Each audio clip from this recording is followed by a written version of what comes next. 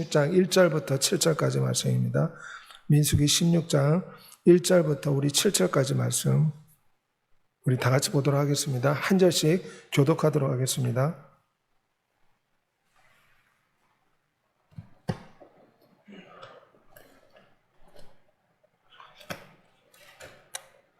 여호와께서 모세에게 말씀하여 이르시되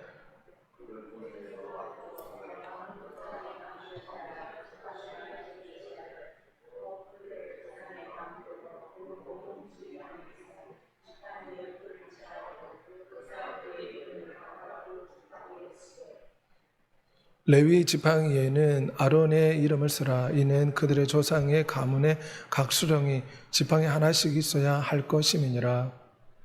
그 지팡이를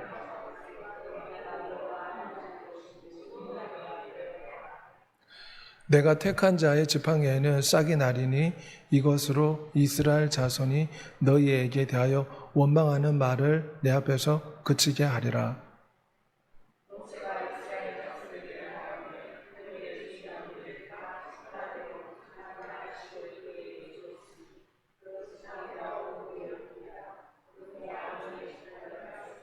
모세가 그 지팡이들을 증거의 장막한 여호와 앞에 두었더라. 8절. 이튿날 모세가 증거의 장막에 들어가 본즉 레위 집을 위하여 낸 아론의 지팡이에 움이 돋고 순이 나고 꽃이 피어서 살구 열매가 열렸더라. 아멘. 오늘 예배 함께한 여러분에게 예수 그리스도의 은혜가 충만하시기를 소망합니다. 오늘은 마른 지팡이의 부활 생명에 대해서 잠시 동안 주의 말씀을 살펴보고자 합니다.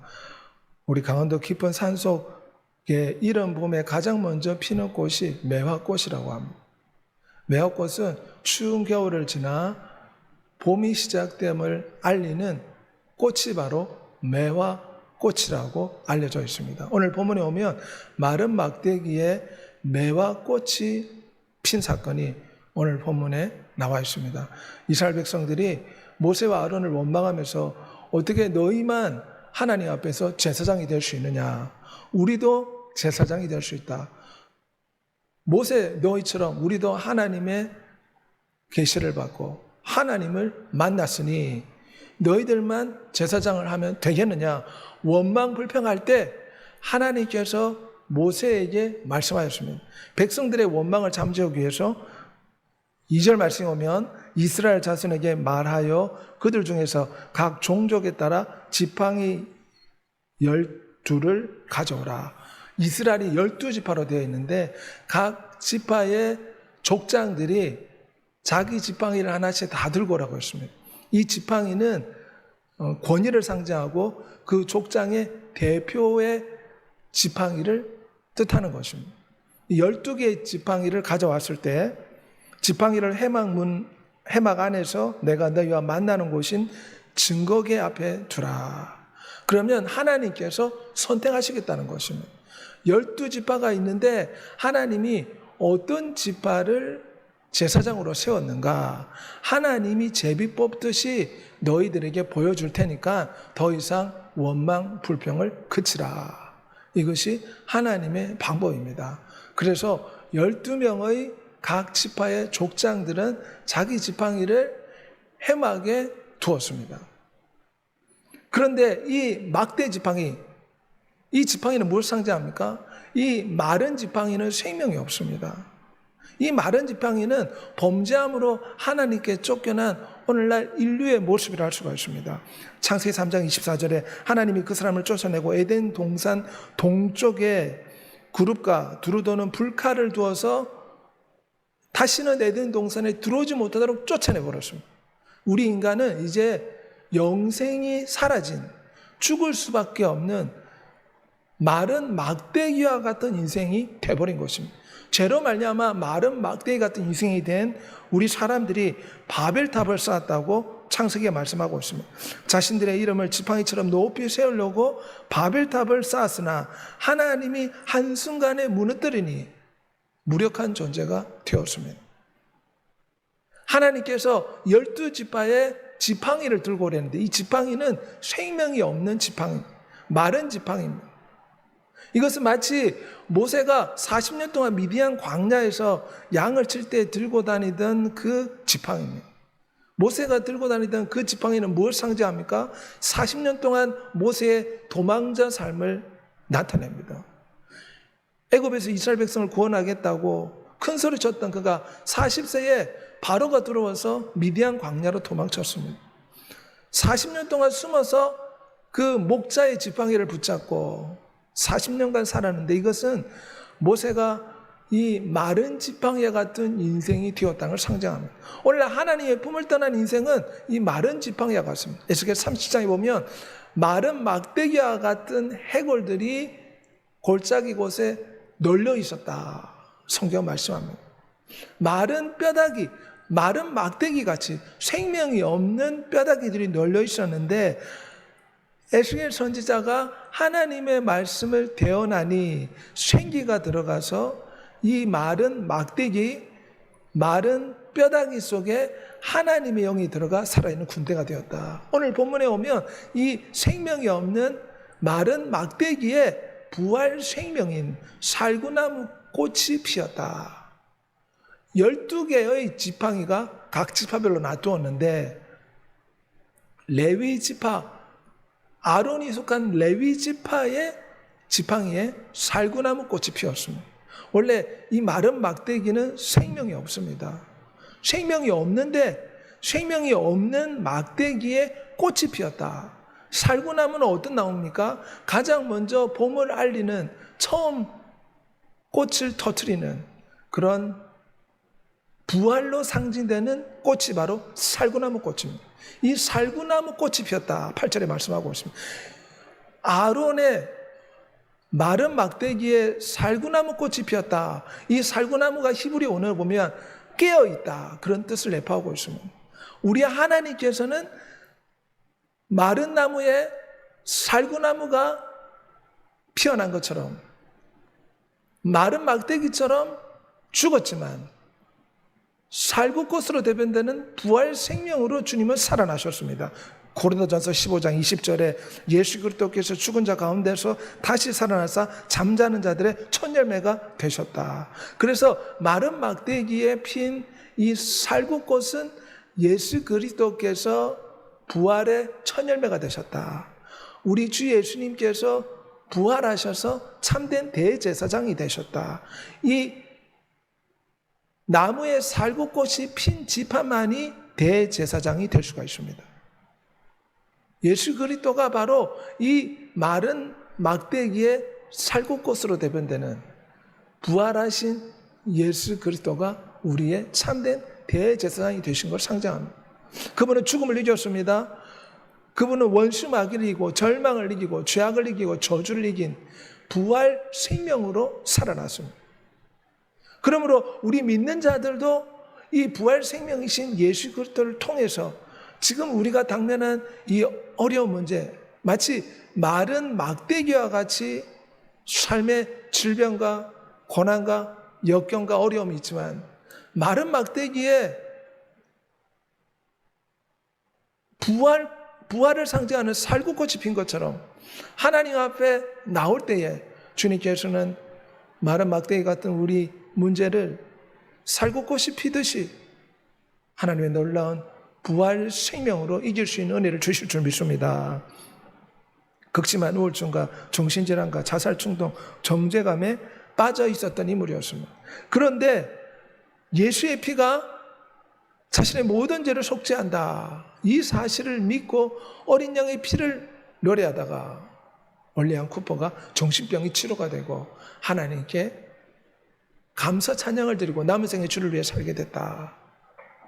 이 말은 마른 막대기같이 정신병에 걸려 있었지만 부활 생명이신 예수 그리스도 영이 오시니까 인생이 새로워진 줄 믿습니다. 유명한 웨슬레가 말하기를 예수 그리스도의 부활은 죽은 자를 살리고 마른 나무에 꽃을 피우고 어둠에 빛을 주는 전능한 하나님의 능력이다. 이 능력이 모든 믿는 자 속에 나타난다고 했습니다. 하나님은 우리가 예배당에 나와 기도할 때 이 예배의 제단, 기도의 제단이 구약시대 성막처럼 되길 원하십니다. 12지파가 지팡이를 성막에 내놨습니다. 그랬더니 레위 지파에 살구꽃이 피었지 않습니까? 우리도 마른 지팡이와 같은 우리의 질병과 우리의 문제와 우리의 아픔과 우리의 근심과 우리의 경제적인 문제, 가족의 문제, 이런 마른 지팡이들을 주님 앞에 성막과 같은 예배당에 나와서, 또한 가족의 제단 앞에 나와서, 예배 제단, 기도 제단 앞에 나와서 주님 앞에 내놓을 때 이 마른 막대기에 살구꽃이 피듯이 하나님의 부활 생명이 나타나서 질병을 이기고 문제를 이기고 저주를 이기고 모든 걸 이길 수 있는 은혜를 베풀어 주실 줄 믿습니다. 그러므로 우리는 주님의 제단 앞에 나와야 됩니다. 그래서 우리의 마른 막대기를 이 제단 앞에 내놔야 됩니다. 그러면 주님이 부활 생명을 붙여주십니다. 질병을 이길 수 있는 부활 생명, 죄악을 이길 수 있는 부활 생명, 우리 가족을 살릴 수 있는 부활 생명을 우리에게 덧입혀 주시는 줄 믿습니다. 레위 지파의 막대기만 살꽃이 피었다. 이것은 예수 그리스도가 부활하심으로 하늘나라 대제사장이 되신 것을 확정한 것입니다. 오늘 8절 말씀 보면 아론의 지팡이에 um이 돋고 순이 나고 꽃이 피어서 살구 열매가 열렸더라. 오직 아론의 지팡이에만 열렸습니다. 이 영광은 아무도 스스로 취하지 못하고 대제사장의 영광은 오직 아론과 같이 하나님의 부르심을 받은 자만 이 영광을 취할 수 있다. 살구꽃이 핀 지팡이를 가진 그 지파만이 대제사장의 영광을 취할 수 있다. 이것은 하나님의 부르심을 받은 자라는 뜻입니다. 그런데 예수 그리스도께서 대제사장 되심도 스스로 영광을 취하심이 아니요 오직 말씀하신 이가 그에게 이르시되 너는 내 아들이라 오늘날 내가 너를 낳았다. 너가 영원한 멜기세덱의 반차를 따르는 제사장이 되어라. 아론 지파 사람들이 대제사장으로 섬길 수 있었던 것은 그 지팡이에 싹이 났기 때문입니다. 예수 그리스도가 대제사장이 되신 것은 아버지 하나님께서 예수 그리스도를 대제사장으로 세워주셨기 때문이다. 오늘 본문에 말씀하고 있습니다. 그래서 아론의 쌍난 지팡이는 우리 인류를 위한 대제사장이 되시는 예수 그리스도를 보여주기 위해서 구약에 이런 말씀을 주신 것입니다. 성결의 영혼은 죽은 자 가운데서 부활하사 능력으로 하나님의 아들로 선포되셨으니 곧 우리 주 예수 그리스도시라. 주님이 죽은 자 가운데서 부활하심으로 마른 막대기에 살구꽃이 피었을 때 대제사장의 지파가 되듯이 마른 막대기 같은 시체가 살아났습니다. 살구꽃은 부활을 상징합니다. 부활하심으로 인류의 대제사장이 되신 것입니다. 한 제사장이 계시면 우리가 마음의 뿌림을 받아 악한 양심으로부터 벗어나고 몸은 맑은 물로 씻음을 받았으니 참 마음과 온전한 믿음으로 하나님께 나아가자. 히브리서 10장 21절과 22절 말씀입니다. 우리에게 큰 대제사장이 계신다. 그분이 우리의 죄를 씻어주시고 우리를 성결케 해서 하나님 아버지께 나아갈 수 있는 자녀로 바꿔주시고 우리를 위해서 속죄의 피를 쏟아주신다. 구약시대는 제사장이 한 일이 무엇입니까? 백성들이 죄를 지으면 짐승을 잡아서 피를 7번 뿌렸습니다. 그리고 짐승을 불태워서 번제로 하나님께 바쳤습니다. 그럴 때 죄가 덮어졌습니다. 예수 그리스도가 이제 이 사역을 하십니다. 우리가 범죄했을 때 예수 그리스도의 피로 회개하면 그 피가 하나님 아버지 앞에서 번제물이 되고 속죄물이 되고 화목제물이 되어서 하나님 아버지께 그 예수 그리스도의 피의 제물이 상달이 된다는 것입니다. 그럴 때 우리의 죄가 사함받는 줄 믿습니다. 우리에게는 큰 대제사장이 계십니다. 그분이 우리를 위해 중보하시면 변호사와 같습니다. 누가 정자리요 죽으실 뿐 아니라 살아나신 이는 그리스도 예수시니 그는 하나님 우편에 계신 자여 우리를 위하여 강구하는 자시니라.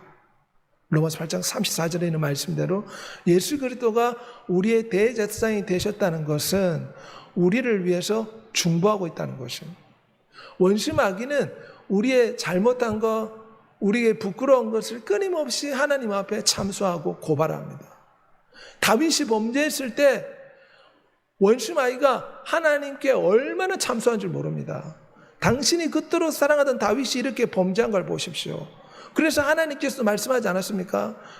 원수 앞에서 큰 참속거리를 얻었기 때문에 내가 너 죄는 용서하지만 너는 반드시 징계를 받아야 된다. 오늘날 시대 마찬가지입니다. 원수 마귀는 우리 믿는 자들을 어찌한지 삼키고 넘어뜨리려고 역사하고 있습니다. 우리가 조금이라도 잘못하면 원수 마귀는 끊임없이 참소합니다. 그럴 때 우리는 어떻게 해야 됩니까? 예수의 피로 덮어야 될 줄 믿습니다. 예수의 피가 선전포고요. 예수의 피로서 날마다 우리 죄를 씻어낼 때 마귀의 참소가 깨어질 줄 믿습니다. 날마다 예수의 보혈을 의지해서 대제사장 앞에 나아가야 됩니다. 주여, 오늘도 나의 연약하고 이 부끄러운 모습을 용서해 주십시오. 그럴 때 대제사장이신 예수 그리스도가 우리의 변호자가 되어주시고 우리의 중보자가 되어주셔서 우리를 피로 덮어주시고 신과 용기를 주실 줄 믿습니다. 욥이 질병으로 고통할 때에 욥이 하나님 앞에 탄식하며 기도했습니다. 나의 구속주가 나타나서 나를 신원하길 원한다. 오늘날 우리의 구속주여, 우리의 어려움과 역경 가운데서 신원해 주실 분이 누굽니까? 위대한 우리의 신랑 예수 그리스도인 줄 믿습니다. 우리에게는 든든한 대제사장이 있기 때문에 이 대제사장이신 예수 그리스도를 의지해서 우리는 담대하게 부활하신 예수 그리스도 앞으로 나아가야 될 줄 믿습니다. 그리고 예수 그리스도가 밤새워 날마다 쉬지 않고 졸지 않고 우리를 위해 기도하신다는 것을 믿고 힘과 용기를 얻어야 됩니다. 그리고 주 예수의 부활 승리를 선포하는 삶을 살아야 될 줄 믿습니다. 원수 마귀는 어쩐지 우리의 길을 죽이고 우리가 작은 실수를 하면 비난하고 조롱합니다. 그래서 우리로 하여금 낙심하고 좌절하게 만들어서 아무것도 하지 못하도록 사람을 무기력하게 뭉개버리려고 합니다. 그럴 때 우리는 연약하지만, 우리는 이렇게 부족하지만 예수 그리스도의 부활 승리를 선포해야 될 줄 믿습니다. 예수 그리스도의 부활을 노래하고 예수 그리스도의 피를 외치고 나는 부족하지만 주님은 십자가에서 승리하셨으니 이 승리하신 예수 그리스도를 붙잡을 때 나 또한 연약한 가운데서 이길 수 있다. 원수 마귀에게 승리를 선포하는 여러분이 되시기를 소망합니다. 부활하신 예수 그리스도를 통해서 우리는 모든 환경을 이길 수 있는 힘과 능력과 권능을 얻게 됩니다. 특별히 오늘 본문에 오면 광야 삶을 살아갈 때 이스라엘 백성들 앞에서 마른 막대기에 꽃이 피었습니다. 이 광야는 오늘날 우리 인생을 상징한다 할 수 있습니다. 이스라엘 백성들의 43년간의 광야 삶은 오늘날 우리가 이 땅에서 살아가는 삶의 그림자를 할 수가 있습니다. 이 광야에서 하나님께서는 마른 막대기에 살구꽃이 피는 놀라운 기적을 베풀어 주셨습니다. 그 지팡이를 증거계 앞에 두어서 백성들 앞에서 영원한 표징이 되게 하라. 오늘 민수기 17장 10절에 있는 말씀입니다. 이 언약궤 안에는 십계명 돌판과 만나와 그리고 아론의 쌍난 지팡이가 있습니다. 이 십계명은 성부 하나님의 말씀, 영원한 말씀을 상징하고 이 쌍난 지팡이는 예수 그리스도의 대제사장직을 선포합니다. 만나는 성령 하나님 우리에게 생명을 주시는 것을 상징한다고 할 수가 있습니다. 아론의 쌍난 지팡이, 이것은 마치 십자가의 쌍난 살구꽃이라고 예표적으로 생각할 수 있습니다. 아론의 쌍난 지팡이는 예수 그리스도가 나무 십자가에 매달렸지만 살구꽃으로 대변되는 부활하셨다. 포도나무와 살구꽃으로 예수 그리스도가 예표됩니다. 그래서 생명이 없는 마른 막대기에 살구꽃이 피었듯이 주님은 부활하심으로 모든 사람에게 풍성한 생명을 주는 우리의 구원자가 되었습니다. 특별히 주님께서 자신을 살구꽃, 포도나무로 비유한 이유가 있습니다. 포도나무는 어떠한 과일보다 더 많은 풍성한 열매를 맺는 것이 포도나무입니다. 내가 이 땅에 온 것은 양으로 생명을 얻게 하되 더 풍성한 생명을 얻기에 왔다. 주님께서는 포도나무와 살구꽃으로 비유되어서 우리에게 풍성한 생명을 주시려고 이 땅에 오신 줄 믿습니다.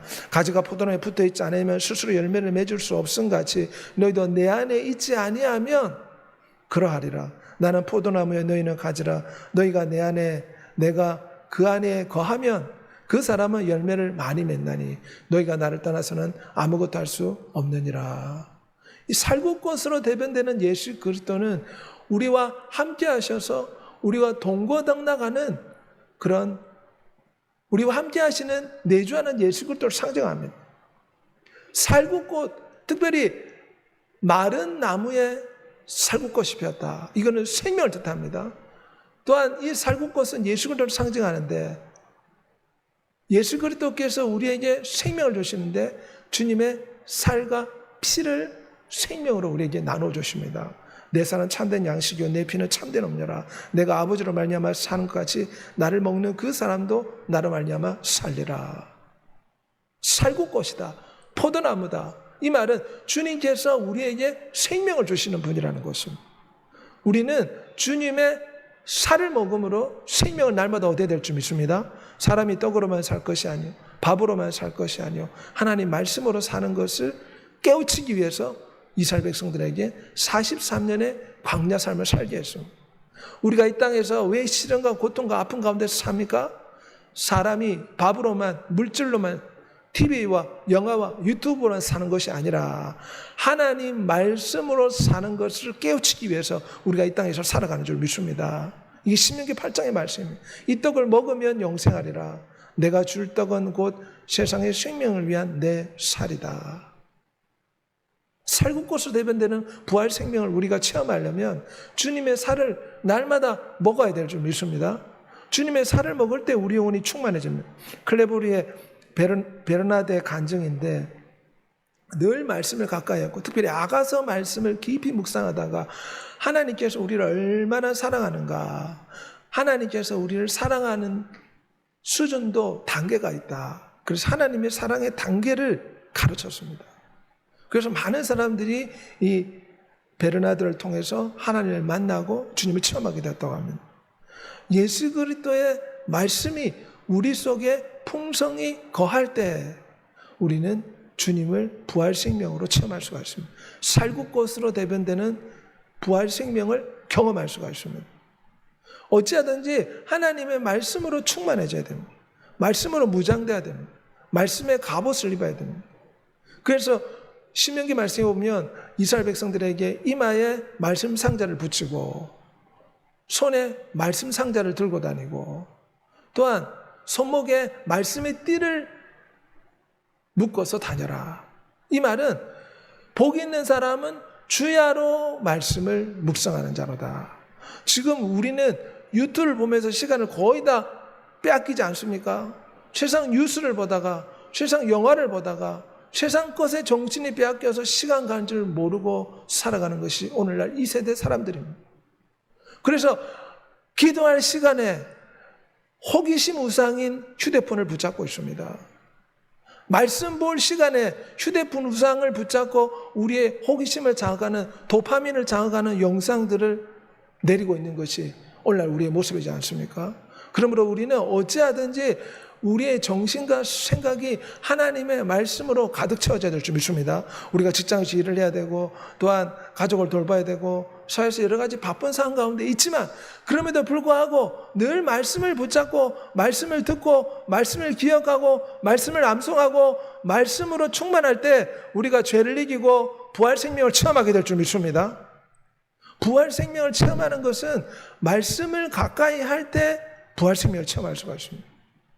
우월함과 두려움과 공포심이 찾아올 때 어떻게 됩니까? 말씀을 읊조려야 됩니다. 여호와는 나의 목자시니 내게 부족함이 없으리라. 그가 나를 푸른 초장에 실만한 물가로인다. 그분이 나의 방패, 손방패, 피난처와 산성이 되어주시니 내가 누구를 두려워하리요. 주의 말씀을 읊조리면서 붙잡고 있을 때 우리는 부활 생명을 통해서 세상을 넉넉히 이기는 힘과 은혜를 받게 될 줄 믿습니다. 하나님 말씀이 우리를 모든 위경에서 건진다고 했습니다. 그 말씀을 통해서 질병이 치료된다고 했습니다. 이 말씀을 통해서 기적이 일어난다고 했습니다. 이 말씀을 붙잡을 때 세상을 살아갈 수 있는 지혜와 영감이 임한다고 했습니다.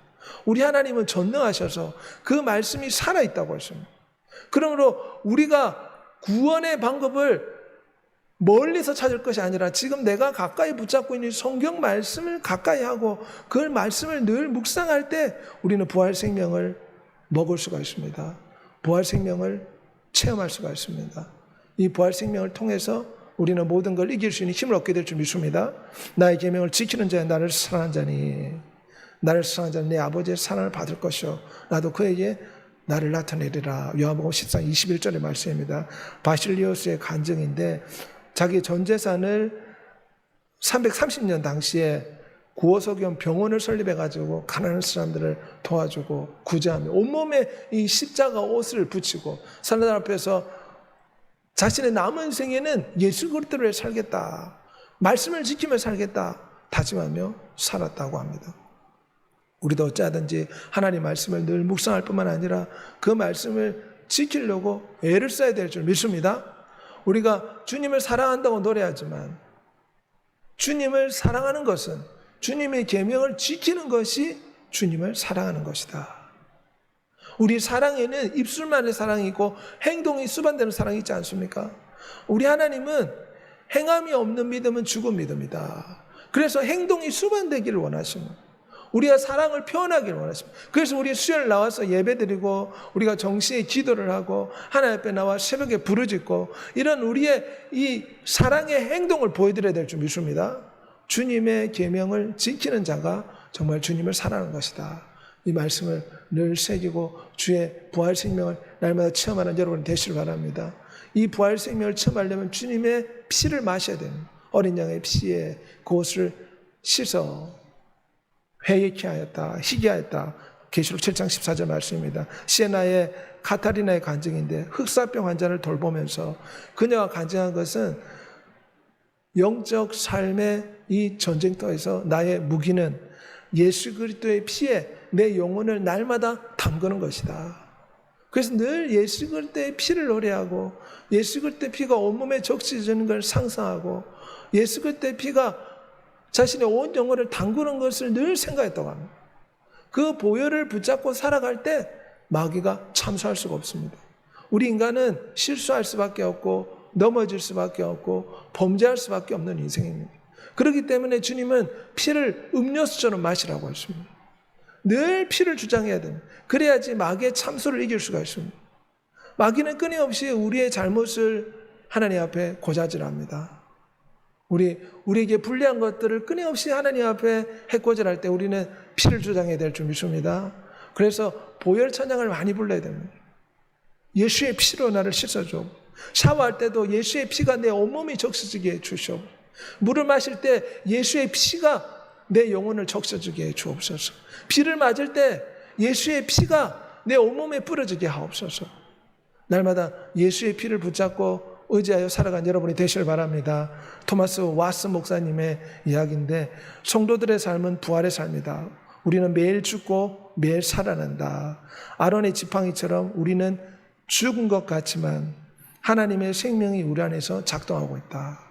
그래서 토마스 왓슨 목사님은 말하기를 이 아론의 지팡이는 예수 그리스도를 상징할 뿐만 아니라 우리 성도들을 상징한다. 왜냐하면 우리 성도들은 정말 마른 막대기처럼 죄 가운데 바르게 살기를 원하지만 부끄러운 가운데 살지만 거기에 부활 생명이 핀다는 것은 살아계신 성령 하나님이 역사하셔서 이 죄로 죽어가는 우리 인생에 날마다 새 생명을 주신다는 것입니다. 그래서 이 마른 막대기에 살구꽃이 핀 것은 예수 그리스도뿐만 아니라 우리 성도들의 삶이 이렇게 되어야 된다. 토마스 왓슨은 주장했습니다. 부활 생명이신 살구꽃으로 대변되는 성령으로 날마다 충만해져야 될 줄 믿습니다. 그래야 우리의 소망이 있습니다. 성령 충만하지 않고는, 성령의 인도를 받지 않고는 우리 인생이 이 험한 세상을 살아갈 수가 없습니다. 성령 하나님이 오실 때 계시와 영광과 환상과 이상을 주실 줄 믿습니다. 또한 원수 마귀도 꿈과 환상과 이상으로 성도들을 넘어뜨립니다. 진짜와 가짜를 구분해야 됩니다. 그러므로 우리는 성령의 충만함 받고 말씀을 붙잡고 살아감으로 마귀의 모든 시험을 이기고 승리하는 여러분이 되시기를 소망합니다. 이 마른 막대기에 살구꽃이 피었다는 것은, 살구꽃은 이런 봄에 가장 먼저 피는 꽃 가운데 하나입니다. 부활을 상징합니다. 마른 막대기에 살구꽃이 피므로 예수 그리스도 우리의 참 대제사장이 되시고 이 부활 생명을 우리 모두에게 지금도 부어주신다는 것을 기억하고 대제사장이신 예수 그리스도 앞에 나와서 우리도 마른 지팡이 막대기 같지만 성령 하나님의 역사에서 날마다 부활 생명이 꼽히는 삶을 살게 해달라고. 이 부활 생명이 날마다 우리 마른 막대기 같은 지금의 나의 삶에 꽃이 피어 질병을 이기고 죄악을 이기고 원수를 이기고 승리하는 삶을 살게 해달라고 한번 주의 주고 통성으로 기도하겠습니다. 주여